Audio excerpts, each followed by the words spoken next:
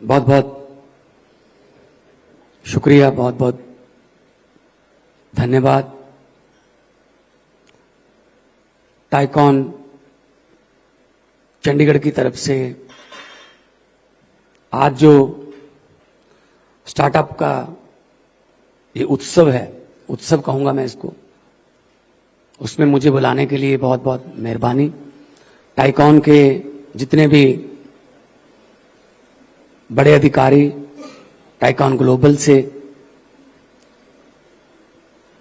Tycoon Chandigarh की तरफ से तो ये होस्ट हो ही रहा है, और साथ में मेरे सामने बैठा मेरा देश का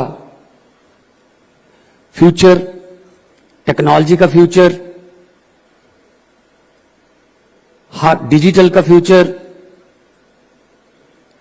और हर फील्ड में मैं कहूंगा कि आप लोग विजनरी लोग हो, इसीलिए आपको आज यहां इकट्ठे होकर अपना अपना प्रोडक्ट और अपना अपना जो ब्रेन स्टॉर्मिंग से निकला है उसको दिखाने का आज मौका मिल रहा है। इसके लिए मैं टाई का बहुत बहुत धन्यवाद करता हूं। सबको मेरा नमस्कार, सत श्री अकाल। पंजाब एक ऐसी स्टेट है, यहां से नए आइडिया निकलते हैं, और पंजाब हमेशा, जो पंजाबी हैं वो नए आइडियाज को सबसे पहले अडॉप्ट करते हैं। कोई भी नया आइडिया हो, किसी न किसी तरीके से पंजाब उसके साथ जुड़ जाता है, चाहे वो,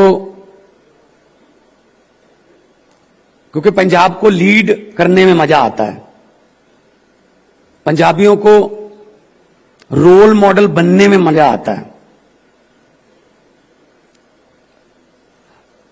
अगर हम गुरुओं से शुरू कर लें, श्री गुरु नानक देव जी से लेके श्री गुरु तेग बहादुर जी, श्री गुरु अर्जन देव जी, श्री गुरु गोविंद सिंह जी, कुर्बानियां दी, अपने परिवार, अपने सर्वंस को देश कौम के लिए कुर्बान किया, आगे लगे, लीडर, लीड किया, और जोश भरा, गिनती में कम थे लेकिन 1 से 1.25 लाख मल्टीप्लाई किया, 1 का मतलब 1.25 लाख। तो आज भी अगर किसी को 1 कहना हो तो पंजाबी 1.25 लाख कहते हैं। तो ये हमारी गलोरी पंजाब की, हमारा विरसा, लेगेसी हम साथ लेके चलते हैं। जब से हमने सरकार बनाई तब से पहली बात तो ये कि आमतौर पे सरकार बन जाती है तो ओथ सेरेमनी जो चीफ मिनिस्टर की होती है वो किसी राजभवन में या किसी स्टेडियम में होती है, बट हमने ओथ सेरेमनी शहीद आजम भगत सिंह के गांव खटकड़ कला में की, ताकि थोड़ा बहुत हमें प्रेरणा मिलती रहे कि इन्होंने कुर्बानी दी थी, देश लेके दिया था, आजादी लेके दी थी। हमारी जिम्मेदारी, हमारा दायित्व बना रहे, हमें याद रहे कि इनकी वजह से हम यहां ओथ सेरेमनी कर रहे हैं, ओथ ले रहे हैं, उनकी कुर्बानियों को हम भूले ना। यहां तक टेक्नोलॉजी का सवाल है, आते ही हमने इन्वेस्ट पंजाब को अपग्रेड किया, पूरे देश में गए, मैं चेन्नई गया, हैदराबाद गया, बेंगलोर गया, अपनी टीम लेके, सारी डिसीजन मेकिंग टीम लेके, मैं दिल्ली, मुंबई, सब जगह पे गया। टॉप के बिजनेस जो देश में अलग अलग फील्ड में टॉपर हैं, उन बिजनेसमैन को बुलाया, उनको कहा कि आइए पंजाब आइए। पंजाब में हमने स्टार्टअप का मोहाली में सेटअप किया, और आज मुझे बताते हुए खुशी हो रही है 70,000 करोड़ का इन्वेस्टमेंट पंजाब में हो चुका है। मैं वो नहीं कहता जिसका एमओयू हो चुका है, मैं वो कह रहा हूं जो ऑन ग्राउंड हो चुका है। Tata steel, they are putting their factory in Ludhiana, which will be the second biggest after Jamshedpur. देश की टाटा स्टील की सेकंड बिगेस्ट फैक्ट्री होगी यहां लुधियाना में। कितने इंजीनियर चाहिए होंगे, कितना एम्प्लॉयमेंट जनरेशन होगा। सनातन टेक्सटाइल, जर्मनी की 3 कंपनियां, बर्वियो, फ्रेडनबर्ग, क्लास पहले थी, बर्वियो और फ्रेडनबर्ग आई है, मोरिंडा में ही है फ्रेडनबर्ग। अगर आप देखोगे मर्सिडीज के सेंसर बनाते हैं। बर्वियो जो है पराली से बायोगैस पैदा करती है, वो लहरागागा में है, संगरूर डिस्ट्रिक्ट में। मैं हमेशा ही नई टेक्नोलॉजी का, नए आइडियाज का फैन रहा हूं। मैं खुद एक आर्टिस्ट के तौर पर भी, क्योंकि जो स्टायरिस्ट होता है, कॉमेडियन होता है, वो ऑब्जर्व करता है चीजों को कि कैसे होता है, कौन कैसे समाज में चलता है, फिर उसी में से वो अपना स्टायर निकालता है। आप देखते रहते हो बहुत से शोज। जब तक आइडिया नया नहीं होगा, लोग उस शो को पसंद नहीं करेंगे। उस समय लाफ्टर चैलेंज नया आइडिया था। फिर जो कौन बनेगा करोड़पति, ये यहां का आइडिया नहीं है। इसके पेटेंट राइट्स जो हैं, who wants to be millionaire, उसके हैं। तो उन्होंने राइट्स दिए हैं। यहां पे एक लाइट भी चेंज नहीं कर सकते उनको पूछे बिना, क्योंकि पेटेंट राइट्स उसके पास है। बहुत से शो ऐसे, बिग ब्रदर चलता था, यहां बिग बॉस है, यूके में बिग ब्रदर चलता था, वही, लेकिन उनसे क्योंकि राइट्स हैं उनके इंटरनेशनल। तो मैं भी यही हर रोज स्पीच में अपनी में कहता हूं कि अपने आप कुछ बनाओ। मैं पंजाब के नौजवानों को, पंजाब के लड़के लड़कियों को नौकरी मांगने वाला नहीं, नौकरी बांटने वाला बनाना चाहता हूं। जॉब सीकर्स नहीं, जॉब प्रोवाइडर्स बनाना चाहता हूं। उसके लिए हमने स्कूलों में बिजनेस ब्लास्टर शुरू किया। हम 5 बच्चों का ग्रुप बना लो, 6 का बना लो, हम 2000 रुपये बच्चे को देते हैं। कुछ बनाओ नया। कुछ आइडियाज बच्चों ने निकाले और फिर उनके साथ हम बड़े जो बिजनेसमैन हैं, उसी से रिलेटेड, जो उस कैटेगरी से रिलेटेड, उनके साथ उनका टाई अप कराते हैं कि आप इनके साथ बात करो। मतलब बच्चे बहुत बड़े बड़े बिजनेस करने के लिए शुरुआत हो चुकी है उनकी। School of eminence, school of eminence क्या है? 8th क्लास तक बच्चों का पता चल जाता है बच्चा किधर जा रहा है। मेडिकल की तरफ जाना है, स्पोर्ट्स की तरफ जाना है, म्यूजिक की तरफ जाना है, इंजीनियरिंग की तरफ जाना है, किधर जाना है। तो हमने 9th, 10th, 11th और 12th क्लास के लिए एक टेस्ट लेके उसमें स्कूल ऑफ एमिनेंस में हम बच्चों को दाखिला देते हैं।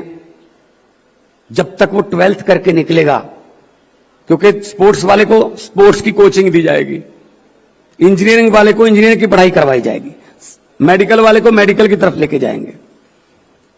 तो जब तक 12वीं क्लास तक वो निकलेगा, यूनिवर्सिटी की तरफ जाएगा, तब तक उसका विजन क्लियर होगा कि मैं क्या बनना चाहता हूं। ये बहुत जरूरी है।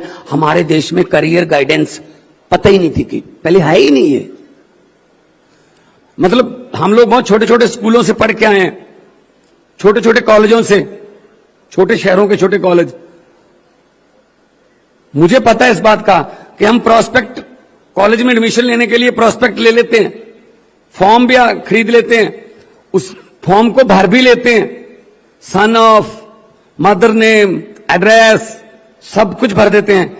जब आप सब्जेक्ट की तरफ आते हैं कि आप कौन सा विषय में पढ़ाई करना चाहेंगे, तब तक हमको ये पता नहीं होता हमने कौन सा विषय में लिखना है। कोई इधर खड़ा या इधर खड़ा कोई दोस्त कहता है इकोनॉमिक्स मत लेना यार, ये बहुत मुश्किल है, इसकी जगह पे फिजिकल एजुकेशन ले ले। अबे क्या पता मेरी इकोनॉमिक्स ठीक हो, उसको वो फिजिकल एजुकेशन में ठीक हो, क्या पता मेरा मैथ अच्छा हो, वो हिस्ट्री में इंटरेस्ट रखता हो। तो ऐसे माउथ वर्ड से चलता था। पता ही नहीं चलता था कि क्या पढ़े। ऊपर से हमारे पेरेंट्स जो खुद नहीं बन पाते वो कहते बच्चा बने, खुद डॉक्टर नहीं बन पाए बच्चे को मेडिकल में एडमिशन दवाएंगे। वो भी ये देखते हैं बस यही बनना है, पायलट बनो, इंजीनियर बनो। मैंने कहा यार सभी डॉक्टर बन गए तो मरीज कौन बनेगा, फिर पायलट बन गए तो पैसेंजर कौन बनेगा। बच्चे का भी तो देखो ना कि उसका माइंड किधर जा रहा है। मेरा खुद का, मेरी आपने स्टोरी सुनी होगी, मेरे पिताजी ने मुझ पर पाबंदी लगा दी थी स्टेजों पर जाने, कॉलेज की स्टेजों पर नहीं जाना, टाइम बर्बाद होता है, पढ़ाई करो बाद में देखेंगे। तो मैं चोरी चोरी जाने लगा, जीत लेता था ट्रॉफी। ट्रॉफी जीतने के बाद मुझे सबसे ज्यादा दिक्कत ये होती थी इसको घर पे कैसे लेके जाऊंगा, क्योंकि पिताजी को पता चल जाएगा। और पंजाबी बच्चों की, खासतौर पे टीचर के बच्चों की पिटाई तो आम सी बात है, मतलब वो तो हमने अपनी किस्मत में मान रखा है कि होगी। तो उसके बाद जब मैं I was in 12th grade at that time, 17.5 years की मेरी एज थी, 17.5 साल की उम्र में अचानक से मेरी सीडी आई और सुपर डुपर हिट हो गई। तो 6 महीने बाद नेक्स्ट आ गई, वो उससे भी हिट हो गई। तो फिर वही मेरे पिताजी स्वर्गीय महेंद्र सिंह जी वही अखबार को इंटरव्यू देने लगे। बच्चे में बहुत पोटेंशियल था, मैंने बहुत इनकरेज किया। मैंने कहा कब किया सर, मैंने कहा कब किया इनकरेज, पिटाई की है, सच बोल दो इसमें क्या है। तो उनको भी फिर ये लगने लगा ना कि मैं, मतलब यहां तक हो गया था, फेम का जो नशा है माता पिता को कैसे चढ़ जाता है, कि मेरे पिताजी ने फोन किया मेरी छोटी बहन को, सगी बहन है मेरी छोटी, मनप्रीत, कि मनप्रीत मैं बोल रहा हूं फादर ऑफ भगवंत मान। उसने कहा जी मेरे नहीं हो तो उनको आदत पड़ गई थी ये बोलने की कि मैं फादर ऑफ भगवंत मान। तो मतलब पेरेंट्स को भी मैं अक्सर ये कहता हूं कि बच्चों के इंटरेस्ट की तरफ ध्यान दीजिए। शायद आपके 90% पेरेंट्स ये काम लाइक नहीं करते होंगे, क्या यार ये क्या बनाएगा तू, कोई और काम कर यार, ये क्या चलेगा, कब चलेगा, ये फ्यूचर में पता नहीं क्या होगा ये वो। सो वो जल्दी सक्सेसफुल देखना चाहते हैं बच्चों को। खैर इच्छा होनी भी चाहिए, लेकिन अगर बच्चे के इंटरेस्ट के मुताबिक काम हो रहा है तो वही बच्चा आपको प्राउड फील करवा सकता है। और कभी भी मेरे सामने बैठे हैं बहुत यंग लड़के लड़के, अपने पुराने फेलियर को दिल पे नहीं लगना, पुराने फेलियर को दिमाग में भी नहीं रखना है, दिल पे भी नहीं रखना है। नई बात करो कि आज मैं क्या हूं, पुराना क्या हो गया भूल जाओ। मैं अपना एग्जांपल देता हूं, अपने एग्जांपल से पहले मैं एक और एग्जांपल देता हूं। एक हाथी था, एक महावत था, उसके पास हाथी था, बहुत ताकतवर हाथी था, बहुत ही कमजोर रस्सी से बांधा हुआ था उसको, मतलब इजीली हाथ से भी टूट सकती थी वो रस्सी, लेकिन उसने हाथी के पांव में वो रस्सी डाल के उसको बांधा हुआ था। कोई बंदा आया उसका दोस्त, उसने कहा यार ये तू बहुत बड़ा रिस्क ले रहा है। कहता क्यों? कहता ये तो ये आधे सेकंड का काम है इस हाथी का इस रस्सी को तोड़ना, थोड़ा सा ऐसे किया इसने ये रस्सी टूट जाएगी, इसको चेन लगा दे, लोहे की चेन से बांध दे इसको। महावत ने कहा नहीं नहीं खतरे वाली कोई बात नहीं है। जब ये छोटा था ये हाथी, तब भी मैं इसको इसी रस्सी से बांधता था, तब इसने 2-3 बार ट्राई की इस रस्सी को तोड़ने की, लेकिन उस समय इसमें इतनी शक्ति नहीं थी कि वो इस रस्सी को तोड़ सकता। उसके बाद इसने ये बात अपने मन में बिठा ली कि ये रस्सी मेरे से टूटेगी नहीं। आज ये ट्राई ही नहीं कर रहा इस रस्सी को तोड़ने की, पुराने फेलियर को लेके बैठा है। तो इसीलिए मैं कहता हूं अगर आप कोई पुराना टेस्ट फेल हो गए या कोई स्टार्टअप किया बिल्कुल अच्छा नहीं रहा, तो पुराने फेलियर को लेके मत बैठो कि मेरी किस्मत ही ऐसी है, पता नहीं क्यों भगवान मेरे साथ ही ऐसा करता है। हो सकता है उसी भगवान ने वक्त के साथ आपको उस टेस्ट को दोबारा पास करने की काबिलियत दे दी हो। तो पुराना फेलियर बिल्कुल नहीं। मैं पहली इलेक्शन हार गया था 2012 में। 2012 में विधानसभा पंजाब की इलेक्शन हुई, नई पार्टी थी, मैं हार गया था। आम आदमी पार्टी उस समय बनी नहीं थी। आम आदमी पार्टी 13 में बनी है। तो मैंने कहा कोई बात नहीं, अगर आए हैं तो पब्लिक है। कई बार पब्लिक ये भी चेक करती है कि हरा के देखते हैं क्या यहीं खड़ा रहता है या जीतने आया है सिर्फ। तो मैं खड़ा रहा, लोगों के बीच जाता रहा। उसी इलाके से आज जो बोल रहे थे 2,12,000 से मतों के पंजाब में रिकॉर्ड मार्जिन से लोगों ने जिता के मुझे नेशनल असेंबली में भेजा, पार्लियामेंट में भेजा।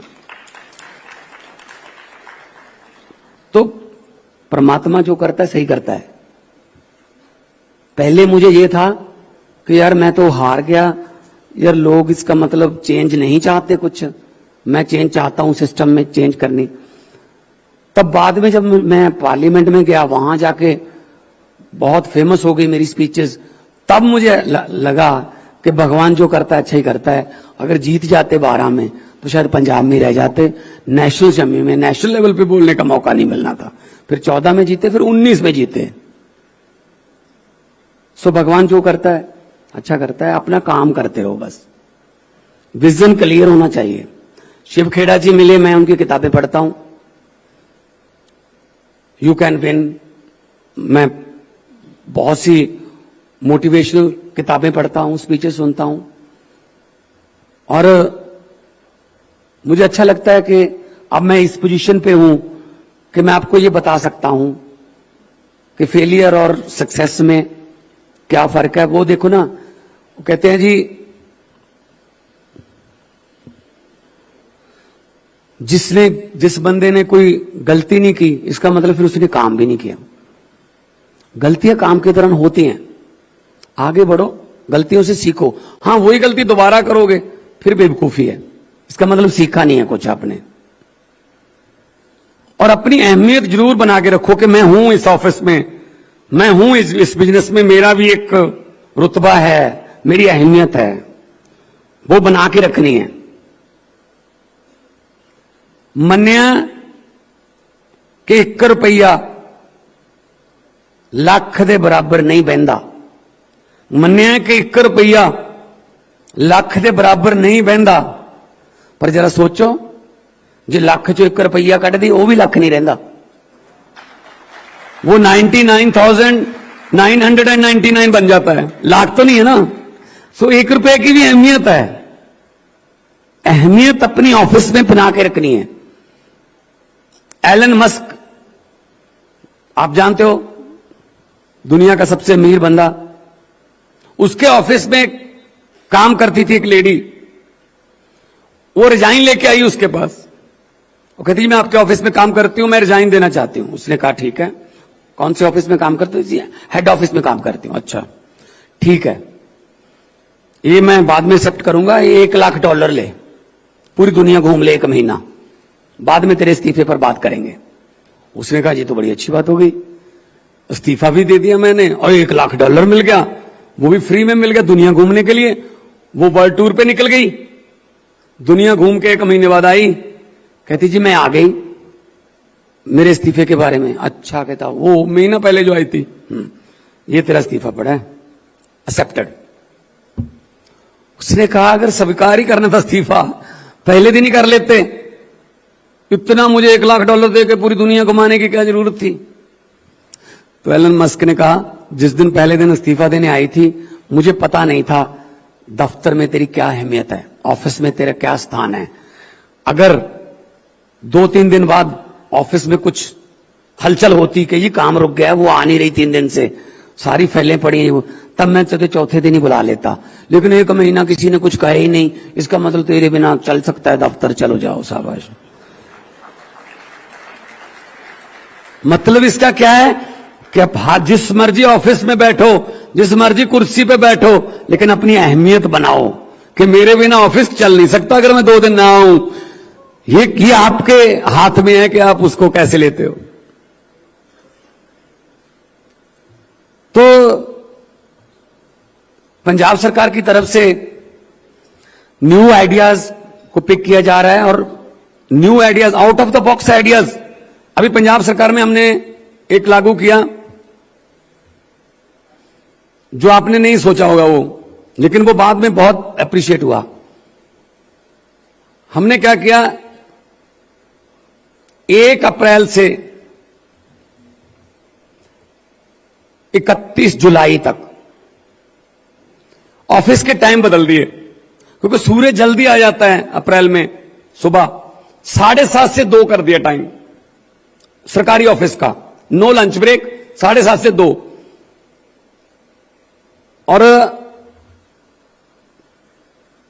7:30 बजे जो अपने आदमी अपने काम पे जाना है, किसी ने दुकान खोलनी है, किसी ने दिहाड़ी पे जाना है, वो 8 बजे के आसपास अपना सरकारी काम में जो दफ्तर में फाइल वाइल देनी है करवा के अपने काम पे जा सकता है। उसके लिए उसको काम छोड़ने की जरूरत नहीं है कि 9 बजे 9:30 बजे दफ्तर खोलेगा, 11 बजे बाबूजी आएंगे, उसके बाद फिर काम होगा, पूरा दिन जाता उसका। नंबर 1 ये पब्लिक को सहूलत हुई। नंबर 2, उस समय धान की खेती होती है मई जून में, तो बिजली की बहुत जरूरत रहती है। पीक आवर्स होते हैं 1 बजे से लेके 4 बजे तक, क्योंकि खेतों को भी बिजली देनी है, घरों में भी बिजली देनी है, गर्मी होती है बहुत। तो अगर 7:30 से 2 हमने कर दिया तो 1:30 बजे से जो 2 बजे तक बीच में सारे एसी ऑफिसेज के, सारे ऑफिसेज के और जितनी भी इलेक्ट्रिसिटी यूज हो रही है, सारे बल्ब पंखे बंद हो गए। हमें 55 मेगावाट बिजली बच गई। 16 करोड़ रुपए सरकारी ऑफिसेज का बिजली का बिल कम हो गया, क्योंकि बंद हो जाते जल्दी। और 2 बजे ऑफिस में छुट्टी है, हमने उसको मैच कर दिया स्कूलों की छुट्टी से। 2 बजे स्कूल में छुट्टी, 2:30 बजे बच्चे भी घर पे, 2:30 बजे पेरेंट्स भी घर पे, ज्यादा टाइम अपनी फैमिली के साथ स्पेंड करोगे। और सबसे बड़ा फायदा हुआ जो हमने सोचा नहीं था, ट्रैफिक स्प्लिट हो गया, ट्रैफिक जाम बंद हो गए। क्यों? ये जो जीरकपुर से आते हैं, आप एयरपोर्ट रोड पे आते हो इधर जाने के लिए, अपने कामों पे जाने के लिए, जो 35 मिनट का ड्राइव था वो 5-7 मिनट का रह गया, क्योंकि कितनी गाड़ियां तो सुबह 7 बजे निकल गई। टाइम चेंज हो गया, पीक आवर का टाइम चेंज हो गया। 2 पीक आवर हो गए, 9 बजे वाला जो ऑफिस वाला और 7:30 बजे वाला हमारा सरकारी ऑफिस वाला, और ऐसे ही आते हुए हो गया। आधी गाड़ियां 2 बजे के बाद ही निकल गई, तो 5 बजे वाला रश कम हो गया। आपको जानकर खुशी और हैरानी होगी, गल्फ न्यूज ने ये न्यूज अपने हेडलाइन, टॉप हेडलाइंस में दी, और दिल्ली और कोलकाता में ममता बनर्जी जी की मुझे बात हुई तो कह रहे ये मुझे बता दीजिए कैसे किया आपने। दिल्ली और कोलकाता में भी आने वाले दिनों में ये एक्सपेरिमेंट किया जा सकता है कि हम ऑफिस को 2-3 जोन में बांट लें। 8 बजे वाले स्कूल, 9 बजे वाले 8 बजे वाले ऑफिस, 9 बजे वाले ऑफिस और 10 बजे वाले ऑफिस। 3 भागों में हमारा ट्रैफिक बांटा जाएगा। 33%, तो ट्रैफिक नहीं होगा। आते हुए भी यही रहेगा। छुट्टी वो जो 8 बजे वाला वो 3 बजे, जो 9 बजे वाला है वो 10 बजे, जो 10 बजे वाला 5 बजे, तो फिर ट्रैफिक कम हो जाएगी इससे। कुछ आइडियाज नए जो हैं, मैं भी स्टार्टअप ही कर रहा हूं वैसे, तो अच्छा रहा, कामयाब रहा ये। फिर हमने एक colour coding of stamp papers की। आमतौर पे यहां पे बिजनेस करना है, कहीं भी करना देश में, पहले जमीन ले लेते हैं। 50 एकड़ जमीन ले ली डेरा बसी के पास, 1 करोड़ का 150 करोड़ रुपए इन्वेस्ट हो गया। सीएलयू नहीं मिल रहा, सीएलयू के पीछे पीछे चले हुए हैं।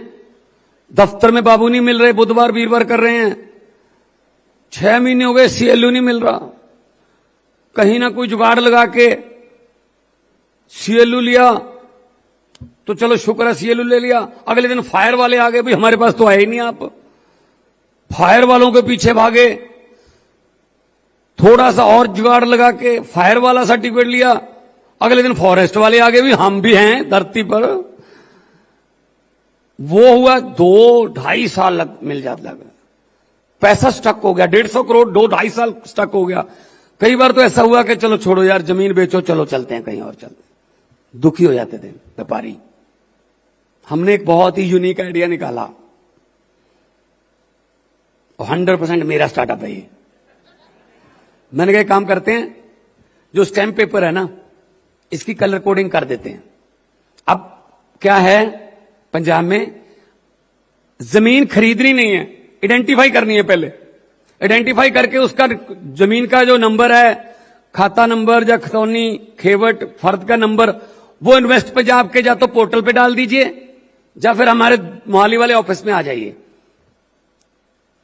हमारी टीम सीएलयू वाली जाएगी उस जमीन पर, हमारी टीम फॉरेस्ट वाली जाएगी उस जमीन पर, फायर वाली जाएगी उस जमीन पर, पोल्यूशन वाली जाएगी उस जमीन पर। It will take 15 days, 2 weeks। 15 दिन में सारी टीमें हमारी जाके हमें बता देंगी जी हमारी तरफ से ओके है, यहां फैक्ट्री अगर लगाना चाहते हैं हमारी तरफ से एनओसी है, कोई ऑब्जेक्शन नहीं है हमें। फिर हम कहेंगे इंडस्ट्रियलिस्ट को कि अब ना जो जमीन का सेलर है, जो बेच रहा है जमीन, उसको बुला ले, बुला भी इन्वेस्ट पंजाब के ऑफिस में ले, कहीं कचहरी में नहीं जाना पड़ेगा, वहीं पे एसी कमरे में एक तहसीलदार बैठा है कंप्यूटर लेके, आज आपकी रजिस्ट्री हो जाएगी।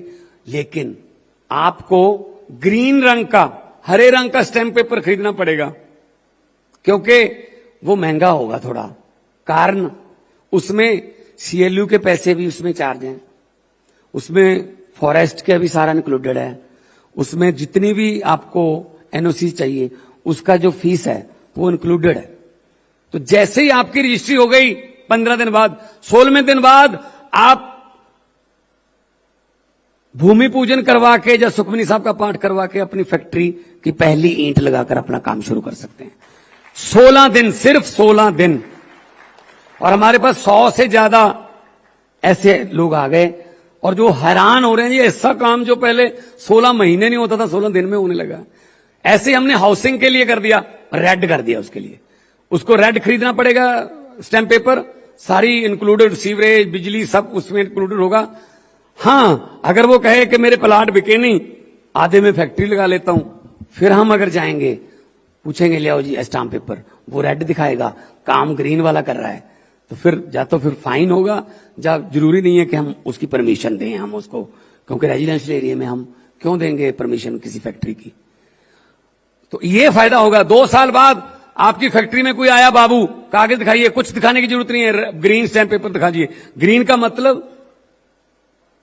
का मतलब ऑलरेडी सब कुछ आपने पे कर दिया। तो ये आइडिया भी हमारा बहुत अच्छा जा रहा है। सो आइडियाज हैं, तो पंजाबी आइडियाज में माहिर हैं हम, तो ग्लोबल सिटीजन हैं, जिस देश में हम गलती से भी चले जाएं वहां भी कामयाब हो जाते हैं। हाँ, बहुत कामयाब हो जाते हैं, जहां मर्जी चले जाओ। वो कोई पेस्ट की कंपनी थी, टूथपेस्ट की, सेल बढ़ानी थी, तो उन्होंने अपने पूरा सेल्स डिपार्टमेंट लेके आए कि जी क्या करना चाहिए। कोई बोले जी शाहरुख खान को ब्रांड एम्बेसडर ले लो, किसी ने कहा जी क्रिकेटर को ले लो, किसी को ब्रांड एम्बेसडर, किसी ने कहा जी आईपीएल की जर्सी पर हमारा नाम आ जाए, किसी ने कहा जी गांव-गांव की जो सड़कें हैं उस पर हमारे बोर्ड लग जाएंगे। एक पंजाबी बैठा था वहां, उसने कहा जी आइडिया मेरे पास है, लेकिन मैं यहां आपको बता नहीं सकता क्योंकि बस आइडिया ही है मेरे पास, तो लेकिन आपको ये एग्रीमेंट करना पड़ेगा, उसके बाद जो सेल बढ़ेगी उसमें से 25% मेरा। कहते ठीक है, कंपनी के साथ एग्रीमेंट कर लिया 25% का। कहते किसी शाहरुख खान को नहीं लेना, किसी क्रिकेटर को नहीं लेना, 1 रुपया भी नहीं लगेगा। कहते क्या, कैसे होगा फिर? कहते देखो अब जो हमारा टूथपेस्ट है ना, ये थोड़ा दबाने से थोड़ा सा निकलता है पेस्ट जो है ब्रश के ऊपर, लोगों को आज तक कहता है ऐसे दबाने की है, थोड़ा सा इसका मुंह खुला कर दो, जैसे ही दबाएंगे इतना निकलेगा। और कभी आपने पेस्ट दोबारा वापस डाला है? नहीं, वो तो चलो कोई बात नहीं, ज्यादा आ गया कोई बात नहीं। भाई साहब 70% सेल बढ़ गई, कुछ भी नहीं किया। आइडिया है, बस आइडिया है। सो अपने मुझे अच्छा ये लगा, मैं यूथ को मिला, यंग लड़के लड़कियां अपने पांव पे खड़े होने की कोशिश कर रहे हैं, हो जाएंगे, कि किसी का मोहताज नहीं है हम, कि हमको ये नौकरी देगा ये नौकरी देगा, अपने आप बनते हैं। देखो जब वाजपेयी जी की गवर्नमेंट थी तो मेनका गांधी जी वहां मिनिस्टर थी, तो उन्होंने जानवरों की खेलों पर पाबंदी लगा दी। सर्कस में जो जानवर थे, सर्कस में जो जानवरों का खेल दिखाते उन पर पाबंदी लगा दी कि टॉर्चर करते हैं उनको। चलो लग गया, वो ऑर्डर आ गया फेडरल गवर्नमेंट का। कोलकाता में एक ओलंपिया सर्कस थी बहुत बड़ी, उनके पास 10 हाथी 7 शेर थे। हर रोज हाथी चारा खाते थे, शेर मीट खाते थे, तो खर्चा तो चल रहा था, लेकिन क्योंकि उनकी मतलब कोई इस्तेमाल ही नहीं हो रहा था तो इनकम बंद हो गई, खर्चा चालू है। महीने 1.5 महीने बाद उन्होंने सोचा कि यार इनका क्या करना है। फिर उन्होंने 7 के 7 शेरों को एक गाड़ी में बिठाकर, ट्रक में बिठाकर बंगाल के जंगलों में छोड़ दिया। 10 दिन बाद पता चला उन 7 शेरों में से 5 शेरों को जंगली कुत्ते खा गए। कारण, जो शेर थे वो सर्कस में बना बनाया मीट खाने के आदी हो गए थे। वो भूल गए कि हमारा टैलेंट क्या है, हमारे पंजों में, हमारे जबड़ों में कितनी ताकत है। वो भूल गए, उनको बना बनाया मीट मिलता था, सुबह भी शाम को भी। दूसरी तरफ कुत्ते, जंगली कुत्ते भूखे मरते थे कि भूख से भी मरना है, चलो इकट्ठे होकर शेर को घेर लेते हैं। इससे क्या शिक्षा मिलती है? शिक्षा ये मिलती है, जो मां बाप, जो पेरेंट्स अपने बच्चों के लिए ज्यादा बड़े बैंक बैलेंस, ज्यादा प्रॉपर्टीज, ज्यादा ये अपना माल जो उसने कमाया होता है वो छोड़ के जाते हैं ना, बड़े बड़े प्लॉट ये वो धिमका, अपने बच्चों के लिए, असल में वो अपने बच्चों को सर्कस का शेर बना जाते हैं। मैं ये कहना चाहता हूं, भूखे रह लो लेकिन शिकार अपना मारना सीखो। 2 दिन भूखे रह लेंगे कोई बात नहीं, शिकार अपना मारना सीखो, किसी पे डिपेंडेंट ना रहो, चाहे वो अपने पिताजी ही क्यों ना हो। वो उनका जमाना था, उनके जमाने में उनके काम थे, हमारे जमाने में हमारे काम है। तो मैं, पंजाबी में एक शेर है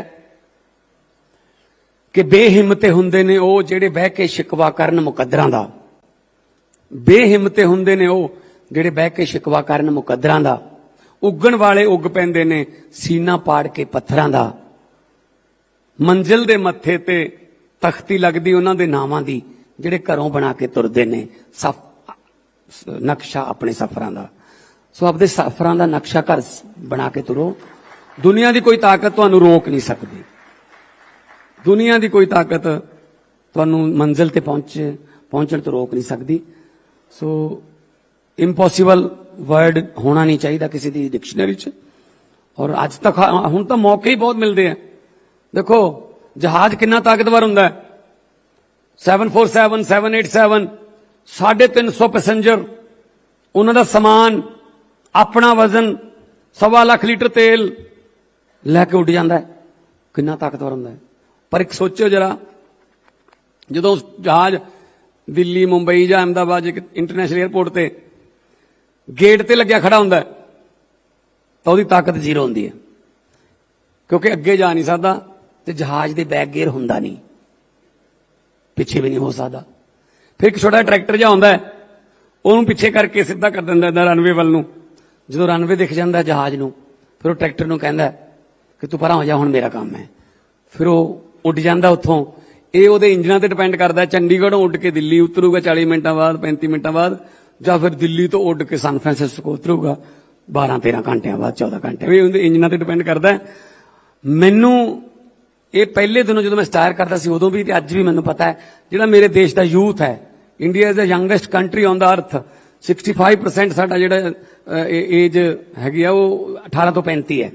सो मैनू पता है कि आज मेरे सामने जहाज बैठे बहुत बड़े बड़े यूथ, इन्हां दे इंजनां 'च बहुत ताकत है, पर इन्हां नूं कोई ट्रैक्टर, चाहे वो लीडर के रूप च, चाहे वो मैंटर के रूप, चाहे कोच के रूप च कोई मिल जाए जिहड़ा इन्हां नूं सीधा कर दे, फिर ये अपने आप उड़ जाणगे। इन्हां दे इंजनां 'च बहुत ताकत है।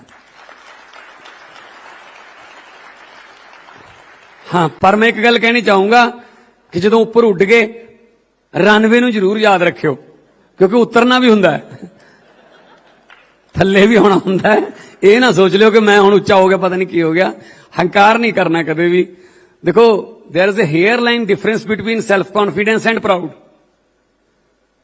थोड़ा जा फर्क है बस, सेल्फ कॉन्फिडेंस और प्राउड। मैं भी ये काम कर सकता हूं, सेल्फ कॉन्फिडेंस है। मैं भी ये काम कर सकता हूं, सेल्फ कॉन्फिडेंस है। मैं ही ये काम कर सकता हूं, ये प्राउड है, ये अहंकार है। सो सेल्फ कॉन्फिडेंस जरूर रखो, अगे बढ़ो। मुझे अच्छा लगे कि अज इत्थे बहुत ही एक्सपीरियंसड बिजनेसमैन भी ने, टाइकॉन नाम ही ऐसा है।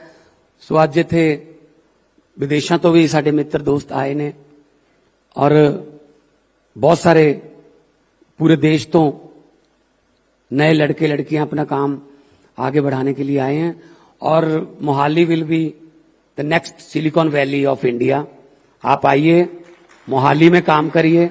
सरकार की तरफ से आपको फाइनेंशियली भी आपको जो जरूरत होगी, किसी यूनिवर्सिटी के से जुड़ना है, किसी मतलब लैब से जुड़ना है, कोई और चाहिए, कोई लेटेस्ट मशीनें चाहिए, सब कुछ हम आपको प्रोवाइड करवाएंगे। आइए, पंजाब में काम करें। गुरुओं पीरों की धरती है, बहुत फर्टाइल लैंड है। जो भी आता है, मैं जो भी इंडस्ट्रियलिस्ट से मिलता हूं उससे मैं एक बात कहता हूं कि एक बार पंजाब में आके इंडस्ट्री लगा लो। मैं इस बात की गारंटी लेता हूं कि ये बरकत वाली धरती है, यहां कोई भूखा नहीं मरता। ये पूरे देश का पेट पालने वाली धरती है। इसलिए यहां का बंदा, यहां में बंदा भूखा रह जाए, ये सवाल पैदा नहीं हो सकता। सो हमारे तो गुरु नानक देव जी ने 20 रुपए का लंगर लगाया था बहुत सालों पहले। वो 20 रुपए का लंगर अभी भी चल रहा है। देखो, चाहे वो कहीं पे भी कोई भूकंप आ गया, कहीं पे कोई कुदरत की आफत आ गई, बाकी सामान पहुंचे ना पहुंचे, हमारा लंगर वहां पे जरूर शुरू हो जाता है। तो हम लोग हॉस्पिटैलिटी में माने हुए हैं। हम आपको वेलकम करते हैं। आइए, पंजाब में काम करिए। रेवेन्यू सरकार को दीजिए, सरकार वही रेवेन्यू आप पर ही लगाएगी और बेटर फैसिलिटीज देने के लिए। आपने मुझे इतने प्यार से सुना, धन्यवाद। लोगों को अक्सर कहते सुना है, जिंदा रहे तो फिर मिलेंगे। लोगों को अक्सर कहते सुना है, जिंदा रहे तो फिर मिलेंगे, लेकिन इस पंजाबी दिल ने कहा है, मिलते रहे तो जिंदा रहेंगे। बहुत बहुत धन्यवाद, बहुत बहुत शुक्रिया।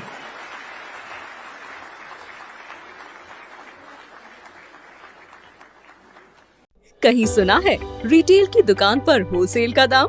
जी हाँ, नव्या लेकर आया है डिजाइनर सूट्स, कुर्तीज और फैब्रिक्स। सबसे सस्ता, सबसे अच्छा, defence road, Mamun, Pathankot. Contact 9614196141।